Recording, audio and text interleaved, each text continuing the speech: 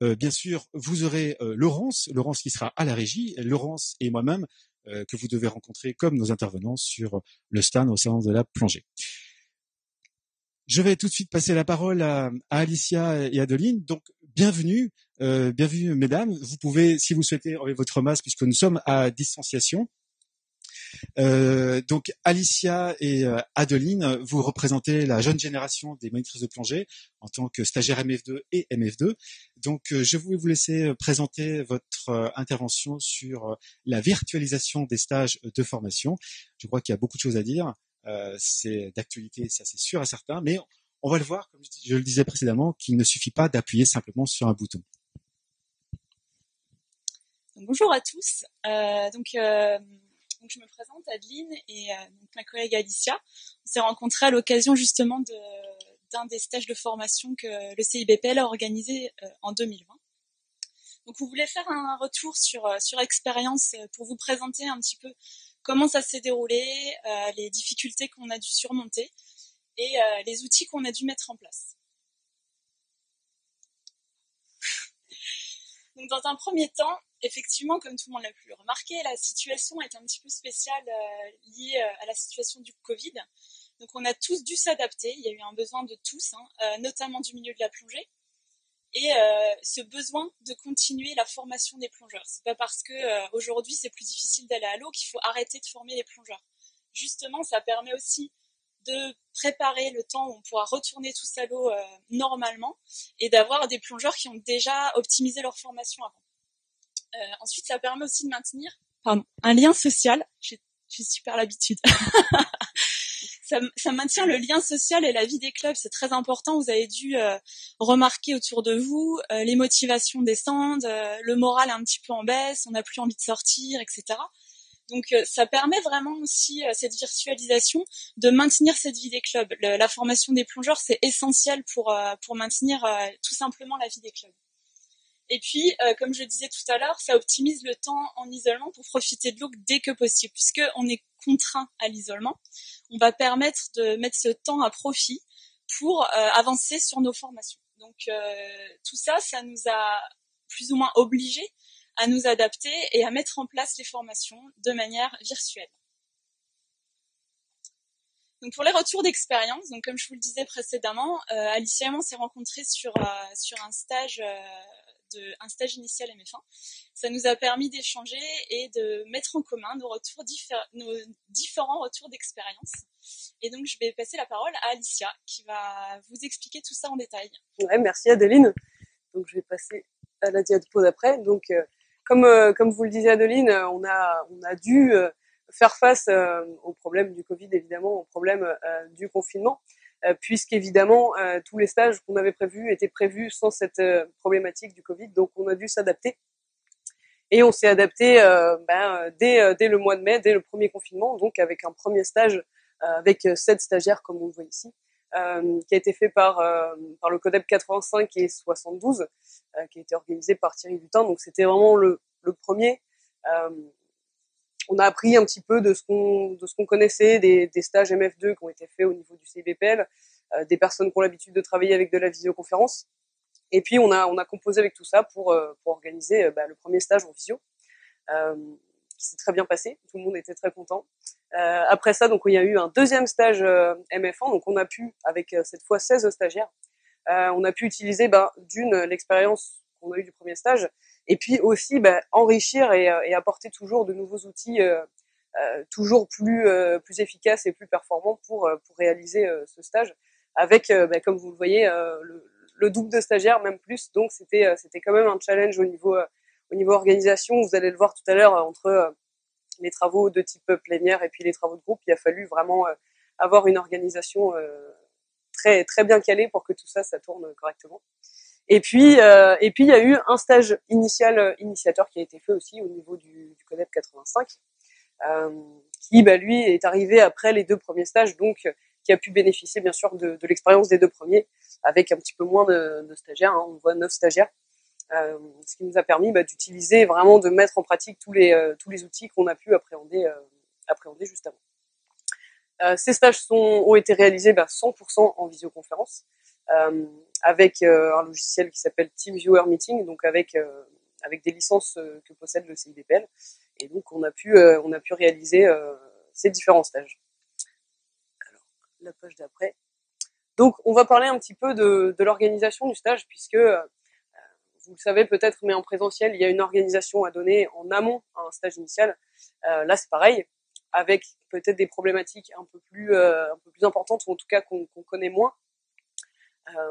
Puisqu'en amont, il va falloir déjà tester les outils, parce que tout le monde ne connaît pas les outils de visioconférence, les outils de travail collaboratif. Donc il a fallu tester ces outils, et puis produire un planning qui puisse correspondre à un stage en visioconférence, puisqu'on est quand même pendant 35 heures, pour les MF1, on est pendant 35 heures devant son ordinateur, devant son écran. Donc il a fallu adapter les temps de pause, gérer les journées pour que tout le monde ne soit pas trop fatigué d'être devant son écran toute la journée. Après, il y a aussi une partie d'installation chez soi, puisque, comme on vous l'a dit, on est tous chez soi, on est tous devant son ordinateur, donc on a dû s'assurer que tous les stagiaires soient dans un endroit calme, dans un endroit qui permet de faire de la visioconférence, de ne pas être dérangé. Donc ça, c'est passé par l'utilisation de casques aussi, par exemple, pour les personnes qui avaient des problèmes de micro, des problèmes de matériel informatique. Il y a eu aussi beaucoup on va dire de répétitions avec les stagiaires, avec les moniteurs sur la prise en main des outils. C'est pas simple pour tout le monde. Installer le bon logiciel, savoir comment la caméra fonctionne et comment on coupe le micro. Voilà, tout ça, c'était des choses qu'on a dû mettre en place avant, qui ont pris beaucoup de temps pour les personnes qui ont organisé les stages, et beaucoup de temps pour les stagiaires aussi, puisque ils ont dû eux-mêmes s'investir avant le stage sur l'utilisation des outils. Il y a eu les problèmes de connexion aussi, puisque on n'a pas tous la même connexion chez soi. Donc il a fallu pallier à tous ces problèmes en mettant en place un code tous ensemble pour que ça se passe au mieux. Et puis la gestion des temps. Alors la gestion du temps, c'est pareil. Je vous l'ai dit tout à l'heure, les pauses, ça va être d'autant plus important puisqu'on est devant son écran. On a la fatigue visuelle qui est là. Et puis en visioconférence, on se rend compte que on va parler peut-être un petit peu plus vite. On va avoir un débit de parole un petit peu modifié, donc les cours de manière les topos présentés vont être un petit peu plus courts.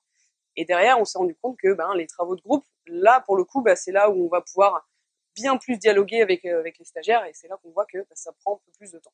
Donc c'est pas parce qu'on est en visioconférence qu'on peut passer plus de temps, qu'on peut vraiment sortir du timing. C'est pas parce qu'on est tous chez soi qu'on peut se permettre ça. Donc il a fallu vraiment pouvoir caler toutes les horaires, et ça n'a pas été simple au début. Alors, le premier déroulé, comment ça s'est passé, il y a eu des cours de type plénière, comme en présentiel, de la même manière. Il y a des moniteurs qui viennent, qui partagent, qui présentent un topo sur un thème, et puis derrière, on conduit un travail de groupe. Donc pour ça, en visioconférence, comment ça s'est passé? En fait, chaque moniteur peut partager son écran, comme on le voit ici. On voit que l'écran est partagé avec le thème présenté.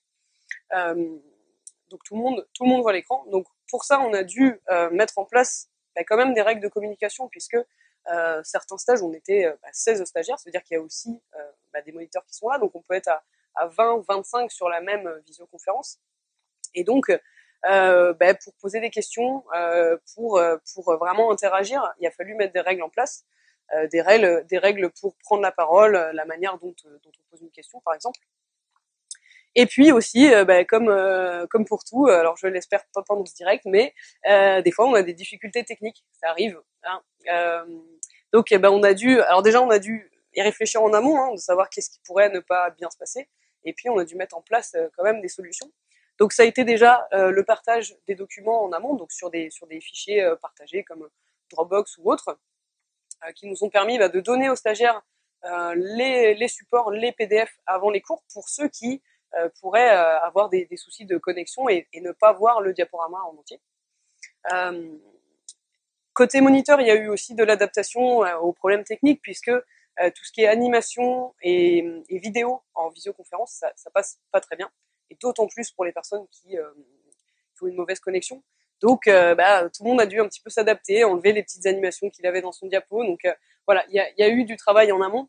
Et puis une autre des difficultés, c'est évidemment le feedback. Là, vous le voyez, on est contraint à la même chose, puisque finalement les questions éventuelles que vous avez, vous devez les écrire sur un chat. Ça a été un peu pareil pour nous, c'est-à-dire que pendant les topos, on a coupé les caméras des stagiaires, donc on n'a pas le retour visuel de savoir est-ce que la personne a un regard plutôt interrogé, ou est-ce qu'elle comprend pas, ou donc on n'a pas pu voir ça. Donc on a dû mettre en place un système de questions-réponses, ou donner plus de temps aux stagiaires à la fin des topos pour poser des questions qui se posent en prenant la parole chacun son tour. Mais c'est pareil, comme on se voit pas, soit tout le monde parle en même temps, soit personne parle, parce que on attend finalement que les autres posent les questions. Donc vraiment, par rapport à tout ça, on a dû s'adapter pour que ce soit le plus fluide possible et que tout le monde puisse poser des questions. Et puis par rapport à ce feedback, on s'est rendu compte aussi finalement que pendant les travaux de groupe, donc vraiment le groupe de stagiaires a été scindé en plusieurs petits groupes pour répondre à des questions posées par rapport au topo présenté. Et c'est là qu'on s'est rendu compte vraiment que c'était à ce moment-là qu'on pouvait apporter les petites choses que certains n'ont pas forcément compris. Donc ça, c'est la deuxième partie, c'est les travaux de groupe. Donc pour ça, c'est pareil, on a dû mettre en place pas mal d'organisation, puisque comme vous l'aurez compris, un travail de groupe, ça veut dire en petits groupes. Donc ça veut dire que on va devoir tous se séparer dans des salles virtuelles différentes, dans des visioconférences différentes. Donc pour ça, il a fallu mettre en place des tableaux avec les différents liens des différents groupes pour qu'on perde le moins de temps possible aussi, puisqu'on avait quand même 35 heures pour les stages MF1. 35 heures, ça passe assez vite quand même, et c'est surtout pas le moment de perdre du temps sur des changements de salle pour passer aux travaux de groupe. Après, on a eu donc la chance de travailler avec un logiciel qui s'appelle Jamboard, qui est un tableau partagé, donc qui nous a permis en fait de reproduire un petit peu le tableau qu'on aurait pu avoir en présentiel, mais sur un ordinateur, puisqu'en fait ce tableau permet en fait à tous les utilisateurs du groupe, tous les membres du groupe, d'utiliser le tableau, de modifier les choses, d'ajouter, comme on le voit là, d'ajouter du texte, d'ajouter des diaporamas, d'ajouter des post-it, des images.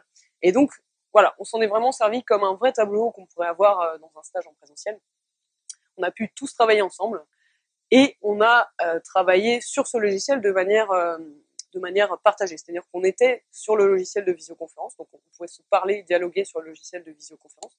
Et d'un autre côté, on pouvait répondre à la demande qui a été faite par le moniteur sur le tableau virtuel. Donc tout ça, c'est pareil, c'est à 2-3 stagiaires en même temps. Et puis nous, de notre côté plus moniteur, on se chargeait de pouvoir donner la parole à tout le monde. Ça nous a permis aussi, finalement, on se voyait pas, mais finalement le fait de voir comment chacun intervient sur le tableau et intervient de manière orale, ça nous a permis aussi de déceler un petit peu les personnalités des stagiaires, de savoir ce qu'ils ressentaient, quel était leur ressenti, leur compréhension par rapport à ce qui a été dit. Et donc voilà, on n'était pas en présentiel, mais on a pu quand même faire des belles choses. Voilà. Et puis bien sûr, on a mis des choses en place, on a eu des difficultés aussi. Et ça, c'est Adeline qui va vous le présenter juste maintenant.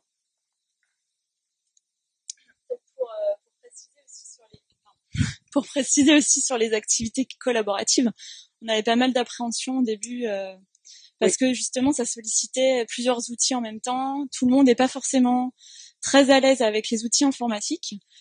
Et c'est vrai que c'est toujours moins évident que sur un tableau blanc, mais on a été agréablement surpris d'une manière générale. Ouais. Parce que tout le monde s'est vraiment approprié les outils et on a même réalisé que ça permettait à certains de s'exprimer qui n'avaient pas forcément l'occasion de s'exprimer, en tout cas pas aussi facilement en présentiel. À distance, il y a cette barrière aussi qui permet à tout le monde de construire quelque chose ensemble sans forcément avoir à se mettre en avant par rapport aux autres. Et c'est vrai que ça a facilité certains échanges, contrairement à ce qu'on aurait pu penser. Oui, c'est vrai. Certains même ont pris l'outil en main plus vite que nous, d'ailleurs. Donc transition toute trouvée pour les conclusions de ces différents stages. Donc il y a eu forcément des difficultés à communiquer, que ce soit côté moniteur, parce qu'il faut pas l'oublier, les moniteurs c'est pas des pros non plus des outils informatiques ou des outils de communication. mais également côté stagiaire. Donc côté moniteur, ça demande un effort pour faire semblant d'être à l'aise avec tous les outils Oui. et pour pas paraître paniqué des fois, et vraiment faciliter les choses pour ces stagiaires. Donc ça a demandé quand même beaucoup de travail aux moniteurs en amont. Donc comme on a écrit, à distance c'est pareil, mais c'est pas pareil. Enfin c'est pareil, c'est-à-dire que toutes les règles de communication, les relances, l'accompagnement des stagiaires, ça reste le même. Mais effectivement à distance, c'est les manières de faire qui vont changer.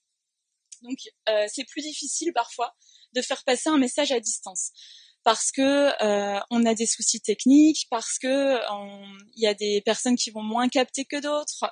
On a aussi remarqué des décalages quand tout le monde voit les slides en même temps, et puis il y a certains élèves qui les voient pas du tout. Donc d'où la Dropbox aussi. Donc ce point que je viens d'évoquer, c'est la non-maîtrise des outils informatiques par les moniteurs et par les stagiaires. Donc ça, c'est vraiment quelque chose qu'il faut prendre en amont. Comme le disait Alicia, il ne faut pas attendre que le stage commence pour régler ces problématiques-là. Nous, on a pris quelques jours avant pour tester toutes les connexions. Alors même si on sait très bien que le jour J, il y a des problèmes de connexion, faut l'admettre. Mais au moins, on a déjà testé, on sait que ça peut fonctionner. Et donc, ça rassure que ce soit les moniteurs, mais aussi les stagiaires. Donc là, oui, voilà, les difficultés techniques, elles sont pas éventuelles. Il faut partir du principe qu'il y en aura. Mais en ayant un petit peu anticipé, vous allez voir que la plupart des problèmes sont évitables ou en tout cas facilement résolvables. Le feedback. Alors le feedback, c'est vraiment la problématique parce que quand on a un cours où on présente quelque chose, comme disait Alicia, il y a le chat, mais il y a aussi d'autres manières. Nous, on avait avec TeamViewer, et ça nous permettait d'avoir le système de clic. En fait, quand on clique sur l'écran, on voit, c'est comme si les stagiaires levaient la main. Donc des fois, il y a des clics intempestifs. C'est arrivé. C'est le risque aussi. Mais voilà, ça permet aussi de rendre un peu le cours vivant. On se sent pas tout seul devant l'écran parce que c'est vrai que sans interaction, être tout seul devant son écran, on sait pas trop si les gens ont bien entendu en face, si on n'est pas en train de dire des bêtises, etc. Donc le feedback est essentiel, mais voilà, il va falloir trouver des nouvelles stratégies pour les avoir. Donc prendre en considération que ce soit le décalage sonore ou visuel. C'est pour ça qu'on évite les animations sur les slides parce que ça rajoute du temps, et en fait il suffit que la bande passante soit pas très bonne et ça bug toute la présentation. Donc on a enlevé toutes les animations. Et puis pour le sonore, on attendait que tout soit bien mis en place. On attend que tout le monde voit au moins le premier slide, et seulement après, quand on a vraiment le calme, on peut commencer à parler.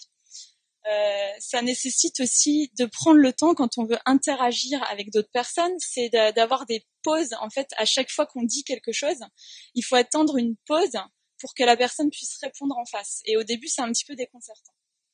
Et puis, comme le disait Alicia tout à l'heure, bien prendre en considération que 35 heures sur un écran, déjà on n'a pas tous l'habitude, mais en plus, de toute façon, c'est fatigant. On a envie de pleurer à la fin de la journée, des fois, parce que on est concentré toute la journée sur l'écran. Donc les pauses sont aussi là pour permettre à vos stagiaires et à vos moniteurs aussi de souffler un petit peu. Mais par contre, nous, ce qu'on en retient, c'est qu'il y a vraiment de réels avantages aussi à la virtualisation des formations. Donc, il ne faut pas oublier qu'après le Covid, il y a aussi une vie, qu'on peut aussi en tirer des conclusions et peut-être continuer à faire certains stages, certaines formations à distance quand c'est adapté, en fait. Donc, on a remarqué que voilà, on pouvait utiliser tous ces outils en présentiel aussi. C'est pas parce que aujourd'hui on était obligé de se mettre à utiliser Jamboard ou des outils comme ça que demain on arrête de les utiliser. Ça peut être très bien des outils qu'on met en place demain dans un stage en présentiel. Pourquoi pas? On utilise aussi les réseaux sociaux, donc comme aujourd'hui, on vous présente en direct, mais c'est vraiment, alors on dit c'est pour faire le buzz, etc. Mais c'est vrai que ça popularise aussi, que ce soit la plongée, le CIBPL, ça rend vraiment, ça donne envie aux gens de s'inscrire, que ce soit dans un club ou à l'échelle de la région. Ça veut dire qu'il y a de la vie aussi. C'est une vitrine complètement. Et donc, ça peut aussi permettre à des gens d'avoir un déclic et de se dire ah bah finalement ça a l'air sympa, moi aussi j'aimerais bien qu'on m'apprenne. Ça réduit les distances et ça optimise le temps disponible. Donc comme je le disais en introduction, là on a plein de temps à la maison, donc autant s'en servir pour se former, pour se remettre à jour, et puis réduire ces distances qui aujourd'hui nous pèsent un petit peu. J'ai aussi remarqué que ça permettait de l'amélioration continue. parce que effectivement ces outils vidéo qu'on est un peu obligé d'utiliser aujourd'hui, on va pouvoir les réutiliser sur nos stages. Par exemple, on peut enregistrer des séances, on peut enregistrer une présentation pour pouvoir la transmettre à quelqu'un qui n'a pas pu assister à la présentation. On peut débriefer, par exemple, on peut demander à un élève de faire une démonstration et puis plus tard lui montrer sa prestation et lui pointer. Alors c'est toujours un peu délicat, mais c'est vrai que c'est un vrai outil. Passer cet obstacle de je me vois en vidéo, ça apprend vraiment beaucoup de choses. Donc se voir et s'entendre pour s'améliorer, il y a que comme ça que ça passe. Alors évidemment, on fait confiance à ces moniteurs, puisque c'est eux qui vont nous guider un petit peu. Mais c'est vrai que se voir, on réalise beaucoup de choses en fait, des tics qu'on a, des tics de langage, quand on parle trop vite, quand on fait pas assez de pauses, etc. Donc tout ça, on prend vraiment conscience de tout ça. Et ça permet aussi de détourner des outils, donc des outils qu'on utilise dans la vie de tous les jours et qui, d'un coup, on se dit ah mais oui, pourquoi pas, on devrait s'en servir pour de la formation. Et typiquement, Jamboard nous a été apporté par un stagiaire qui nous a dit ah ben moi j'utilise ça dans mon boulot, pourquoi pas. Et donc on a essayé et effectivement c'est un outil qui nous a bien convenu dans le cadre de ce qu'on pouvait présenter. Donc voilà, donc faire preuve d'imagination et réutiliser des outils qu'on utilise dans la vie courante. Donc pour finir, on va finir avec quelques conseils pour ceux qui voudraient se lancer. Et nous, on vous invite vraiment à vous lancer. Au début, ça fait peur et puis finalement, ça se passe bien. Ça se passe bien, ouais. Donc il faut vraiment que ça rentre dans vos têtes. C'est que Internet, aujourd'hui, c'est un outil pédagogique en fait, au même titre qu'une plaquette immergeable. Aujourd'hui, on se sert d'Internet pour alors tous les outils qui sont reliés, la visioconférence, les tableaux partagés, les quiz, etc. Tout ça, ce sont des outils pédagogiques et il ne faut pas hésiter à les utiliser. Donc, au même titre qu'un autre outil, il faut le maîtriser, il faut l'utiliser pour voir. Voilà. Donc essayez. Testez chez vous avec votre famille, même si c'est pas dans le milieu de la plongée, vraiment testez les outils, amusez-vous avec, et puis vous allez voir que facilement vous allez rentrer un petit peu dans le mouvement, et c'est pas si compliqué que ça une fois qu'on a mis les mains dedans. Et puis un petit peu d'imagination. Donc je parlais des outils détournés. J'ai aussi utilisé des techniques d'animation de groupe et de créativité. Renseignez-vous un peu. Moi, j'ai cherché plein de choses sur Internet. J'en utilise aussi dans ma vie de tous les jours, ma vie professionnelle. Et ça m'a permis aussi de détourner un petit peu les techniques d'animation classiques et de vraiment optimiser ces formations à distance, de les rendre fun, etc. Alors, on a mis planifier timeboxer. Alors, pour ceux qui sont pas familiers de ces termes-là, donc la planification, tout le monde voit ce que c'est, mais timeboxer, ça veut dire que pour chaque exercice et chaque petit cours, vous allez devoir estimer la durée que ça va faire. Donc, vous allez voir, au début, c'est assez compliqué, on ne sait pas trop, et puis finalement, on se lance sur une journée, on voit que ça a plutôt bien collé avec ce qu'on avait prévu ou pas, et donc ça nous permet d'ajuster tout le planning comme ça.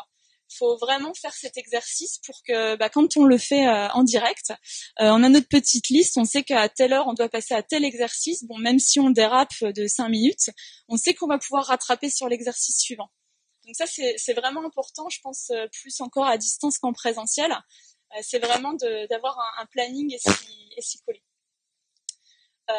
Ensuite, le CIBPL a mis en place des formations de moniteurs. Donc l'idée, c'est aussi d'accompagner les moniteurs qui ont envie de se lancer dans la virtualisation des formations, de les accompagner, de leur montrer quels sont les outils qui sont à leur disposition, les avantages, les inconvénients de certains outils. Est-ce que vous vous sentez de l'utiliser ou pas? C'est pas grave, on va en utiliser un autre. Donc voilà, c'est vraiment tout cet accompagnement qu'on est en train de mettre en place au sein du CIBPL. Et puis donc le dernier conseil, c'est vraiment lancez-vous. Essayez, faites-vous plaisir, essayez de dépasser vos craintes et vous allez voir, comme dit toujours Jean-Yves Duro, ça va bien se passer. Donc voilà, merci de votre attention. Merci à tous. Merci, c'est parfait. Je vous invite à vous asseoir, à remettre les masques. Je vais vous rejoindre car on a des questions. On a beaucoup de questions. Je vous épargne toutes les félicitations et toutes les remarques positives qu'on a reçues suite à votre intervention. Bien entendu, je saluerai tout à l'heure les internautes qui nous font le plaisir de commenter et de nous encourager. Je vous rappelle que c'est du direct, donc cela veut dire que ce n'est pas toujours évident pour tout le monde. Et vous avez très honnêtement, bien. Ah oui, vous avez bien. Je pense que on va mettre vos coordonnées, mais elles sont déjà Elles sont à là, l'écran. elles Voilà. sont là, c'est bon. Donc Alicia et Adeline animent mariage, convention et toute assemblée générale que vous souhaitez, bien sûr, dans vos C'est clubs. ça. N'hésitez pas à faire appel. Plus sérieusement, bien sûr, vous avez peut-être déjà évoqué les questions, mais c'est vrai qu'on a pas mal d'internautes qui commentent aussi avec leur expérience, puisqu'on a des clubs qui s'y mettent également. Bon, le confinement, évidemment, l'a provoqué. Alors, rappelez-nous quel logiciel vous avez utilisé, juste la liste pour voir qu'est-ce que vous avez choisi. Bah, Alicia? Oui, en fait, on a utilisé donc TeamViewer, c'est les photos qu'on a montrées pendant le diaporama. TeamViewer Meeting, qui est un logiciel de visioconférence, qui est gratuit jusqu'à 6 utilisateurs et qui est payant ensuite. Donc au niveau du CBPL, on a donc plusieurs comptes, c'est pour ça qu'on a utilisé ce logiciel. Et puis parce qu'il est très stable dans le temps, parce que là on a quand même passé 35 heures en visio, donc on a fait le choix de ce logiciel pour ce qui est visioconférence. C'est une donnée importante parce qu'on a pas mal d'internautes qui citent des autres noms parce qu'en fait le comité n'est pas du tout en lien avec TeamViewer, bien sûr. Non, bien sûr. Non. Pour l'anecdote, enfin pour la parenthèse, avant ça s'appelait Bleeze. Oui. Donc ça a changé de nom, TeamViewer, mais c'est toujours la même maison mère. Il faut savoir que simplement le comité a fait le choix de deux solutions, Jitsi et TeamViewer, pour pouvoir faire des formations et pour pas non plus perdre tout le monde. Exactement. Maintenant, il y a d'autres logiciels qui existent et qui sont peut-être bien. On reviendra tout à l'heure sur la différenciation à faire. Des différents outils, bien sûr. Oui. Après, on a fait ce choix-là et on a fait surtout le choix d'utiliser donc Jamboard, qui est donc lui un logiciel d'outils collaboratifs en fait, de tableau, vraiment tableau virtuel, qui est gratuit, qui fait partie de la suite Google. Donc voilà, c'est pareil, il faut se connecter, il faut un compte Google pour y accéder ou un compte Gmail. Mais on a fait le choix de ce logiciel puisqu'en fait il est très simple d'utilisation. Il y a quelques fonctionnalités, les post-it, les zones de texte, voilà. Et c'est très simple. Et du coup, on a fait ce choix puisque on a un temps limité quand même pour la prise en main des outils. Et donc on a fait ce choix-là pour que tout aille plus vite en fait. D'accord. J'ai une question plus pour Adeline en tant que MF2. Est-ce que tu sens qu'il y a une différence entre l'avant et après? On va pouvoir dire entre l'avant et après confinement finalement. Est-ce qu'il y a une différence dans les interventions que tu faisais au niveau des stages pédagogiques par rapport aux questions posées, par rapport aux attitudes, par rapport à l'acuité, enfin en tout cas l'interaction qui serait peut-être meilleure ou moins bonne? En tout cas, c'est sûr que c'est différent. C'est difficilement comparable. On a vu, comme je le disais tout à l'heure, sur certains exercices où des personnes vont se révéler parce que justement il y a cette distanciation et que ça leur permet de s'exprimer un petit peu caché des autres, ne pas avoir à se lever devant tout le monde et aller au tableau. Ça nous permet aussi, nous, en tant que moniteurs, de plus facilement donner la parole l'un derrière l'autre et se dire, pour cet exercice-là, je vais prendre cet élève-là pour ce stagiaire-là pour qu'il présente le travail des autres. En présentiel, c'est toujours, lui, il sait mieux que moi, lui, il va présenter, etc. Quand c'est à distance, il y a vraiment cette facilité. Par contre, c'est vrai que quand je parlais du feedback, c'est vraiment un petit peu particulier parce que ça coupe les interventions. C'est difficile de parler en même temps, c'est difficile de laisser le temps aux gens de répondre parce que des fois on les coupe et on voulait pas les couper. Donc ça fluidifie pas les échanges, c'est sûr. Nous, on a vu un vrai avantage sur les exercices de groupe parce que justement, ça permettait vraiment que chacun ait son temps de parole. Maintenant, sur du 1 pour 1, avec des cours type plénière, c'est un peu plus compliqué. On demandait aux gens d'attendre la fin ou de faire des pauses exprès pour poser des questions et de poser leurs questions par chat et on pouvait ensuite lancer l'interaction. D'accord, merci Adeline, merci Alicia. Je vais vous laisser aller dans la zone de chat, donc c'est-à-dire qu'il y a une salle qui sera entièrement réservée pour poser des questions. Merci encore.